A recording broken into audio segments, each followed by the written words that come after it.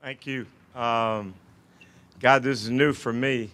Um, I feel like I'm at graduation and somebody asked me to speak to the class, but I never was smart enough to have that opportunity. So I'm thrilled to be here. I can't tell you. I've fallen in love with this game. When I was growing up, I wanted to be an American history teacher and coach baseball, basketball, and football on a high school level. And I never expected my life to turn out this way. When I was assistant at North Carolina for Coach Smith, he asked me early in my career what I wanted to do, what college may I want to coach at. Naturally, you want to go back and coach at your alma mater, but I didn't ever want to see anybody replace him. But I told him I wouldn't mind going to a school like Stanford or Princeton or Northwestern or Vanderbilt, or a great school academically that was in a great conference, that I had a chance to compete for a national championship with high-type kids. Well, I never realized at 71 this opportunity would present itself, because I think everything I thought about then is right here in place here. I'm aware of the school.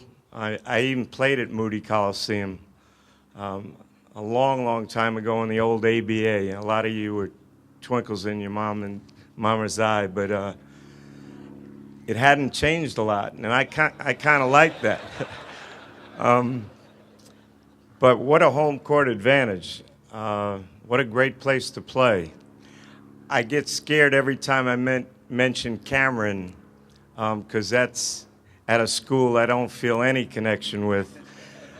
But it's the same kind of facility, and they fill it every night, play quality basketball with quality student athletes, and I'm hopeful we can do the same thing. I've been blessed. I've played for the greatest coaches of all time. I've been able to coach some of the greatest players to ever play the game. And the coaches that have coached with me have been the most loyal and great people I could ever imagine. And now, just like Bill, they're doing unbelievable things at great spots. So I can't promise you wins and losses. I have no idea about that. But I get the feeling if we prepare a lot, if we do the right things, if we coach kids up, we're going to be able to put a good group on the court that's going to give us a chance to be successful. I heard Steve talk about this process about how they selected a coach. I hope he got a message from God late that he decided maybe I was the right one. And I don't care if I was a second, third, or fourth choice. I couldn't be at a better spot at a time in my life than right here. The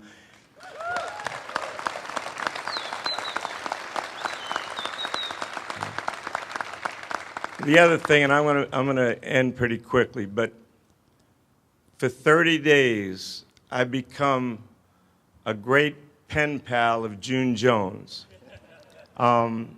He called me every day, text me. I'm just learning how to text. And I think I'm going to have to really get proficient in that. But he called me every day, never to give up. He said, this thing's going to turn around. You know, you're going to be here and things are going to work the right way. Well, I'm a big football fan. I'm a big June Jones fan.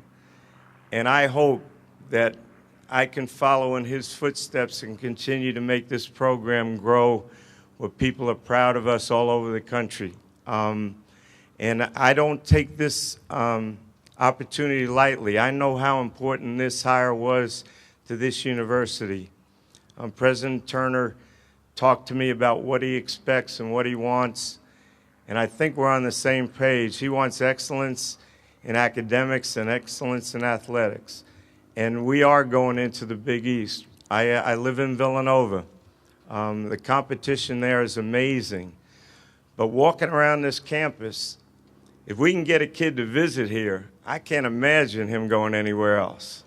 So,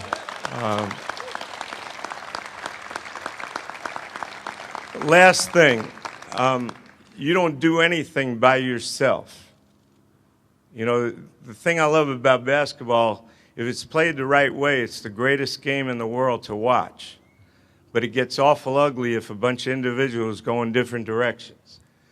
But we can't do this alone. You know, we're going to need everybody's help. Coach, I'm going to be in your office every day. I'm going to pick your brain, and if you can help me, I'm fine. I know Matt had a great relationship with you, and I hope to continue that. But all of you, we need people in the stands. I don't want you to come to a game if you think we're not doing things the right way.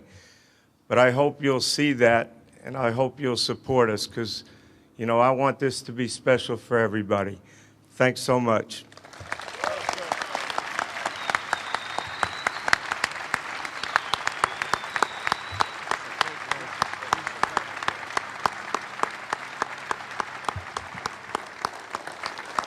So at this time, we're going to take a few questions from our credentialed media. Coach Brown obviously is available for questions, as is Dr. Turner and Athletics Director Orsini. And so the first question to Kate Hiropoulos of the Dallas Morning News. Hi, Coach Brown. How are you? I'm nervous. You've done this a time or two before. I think your contract is for 5 years. How long do you see yourself staying here? Well, Coach Schellenberger, I think is his name, is like 85, and he's still going strong. So, you know, when I look in the mirror, I get kind of scared. But inside, you know, I feel like I could do this forever. I never worked a day in my life. You know, this has been a labor of love for me. So, you know, I hope to be here for a while, and I hope to do a great job. Let's take the second question from M. Body of the Daily Campus of Southern Methodist University. Hi, Coach Brown. Welcome to the Hilltop. What type of offense and type of basketball do you expect to install here once you get going? Wow. Have you ever coached? You know, first we got to see what our players can do. I think a responsibility of a coaching staff is to put kids in a position they can be successful. You know, my background, I played for Dean Smith, Frank McGuire, Mr. Iba, John McClendon, a lot of people that have influenced me. I'm not an innovator like Bill. You know, I pick his brain and he comes up with ideas. But I want to play fast if we're better. I want long athletic kids that want to guard. I want to get every loose ball that's on the ground. You know, I can't play in multiple defenses because I don't feel comfortable teaching that, so we'll be man-to-man and we'll pick you up in the airport. And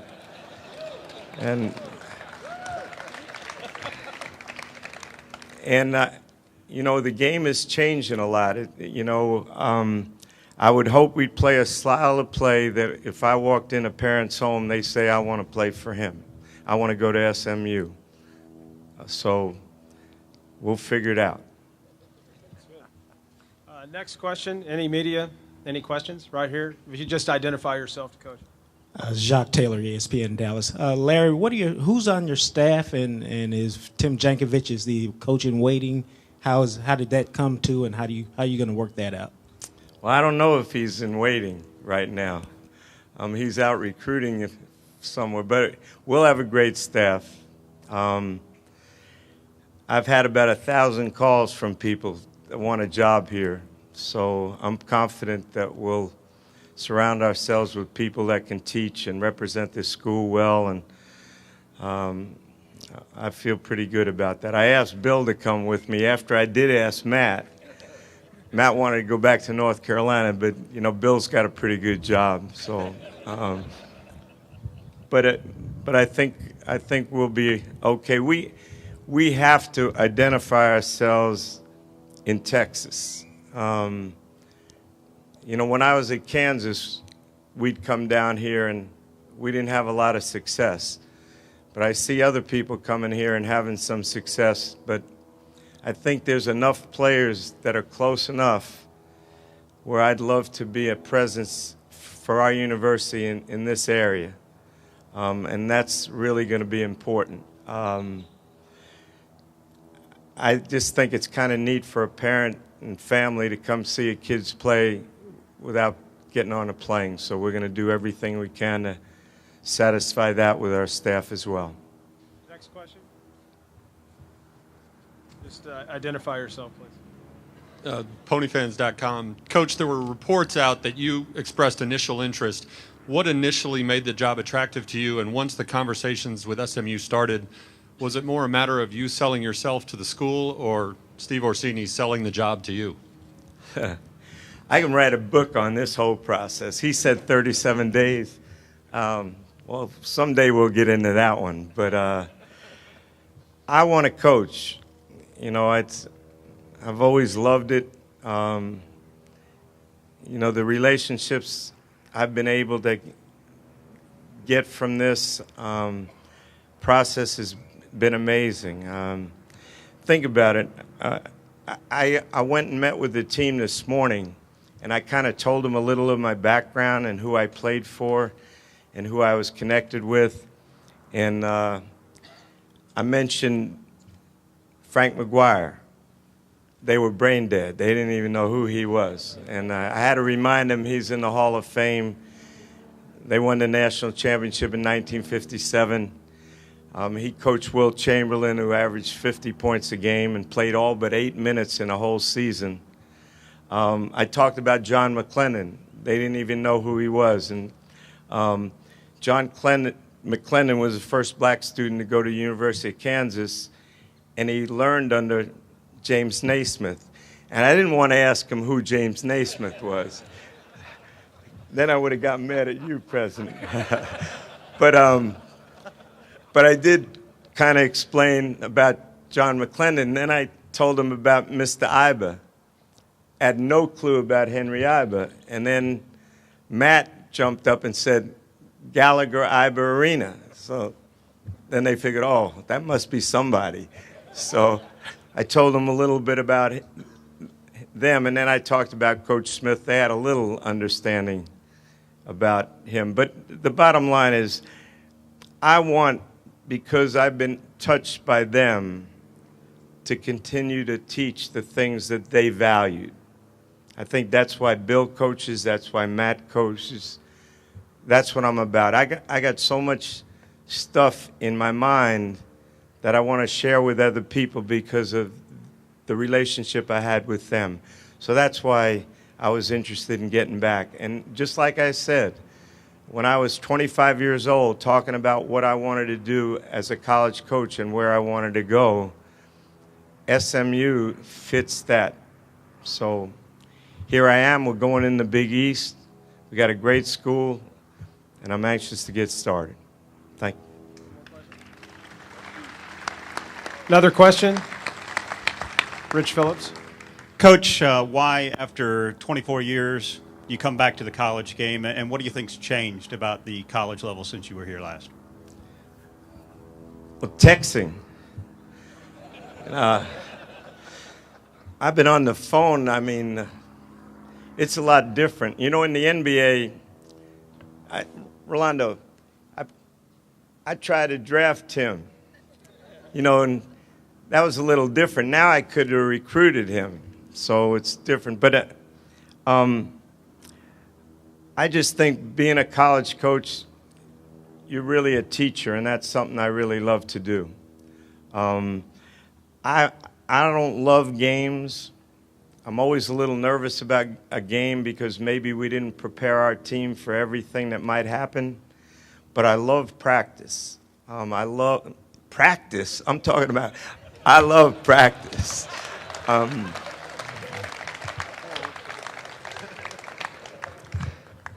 Do you guys know what I'm talking about? I don't have to explain that one. But I miss being around kids, being around coaches. When I was at UCLA, I camped out before games because kids were fighting to get in the arena. When I was at KU, we used to eat pizza and coffee waiting for a game with the student body. I miss that. I want to be involved. I want to be at June's practices. I want to be at every event I can be. And, you know, this gives me that opportunity. So I guess that's why after all these years, I've lost track, really.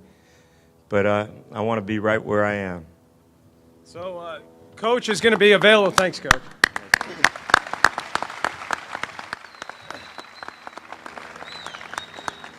The coach is going to be available to the media on a media avail basis right after the conclusion of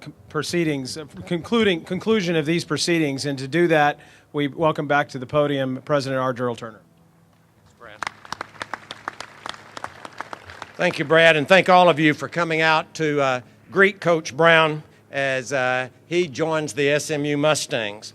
Obviously, a lot of people have been calling, wanting tickets to get started next year because we intend to have Moody packed by the time we get it finished, and so the athletic department has the ticket window open after this is over with.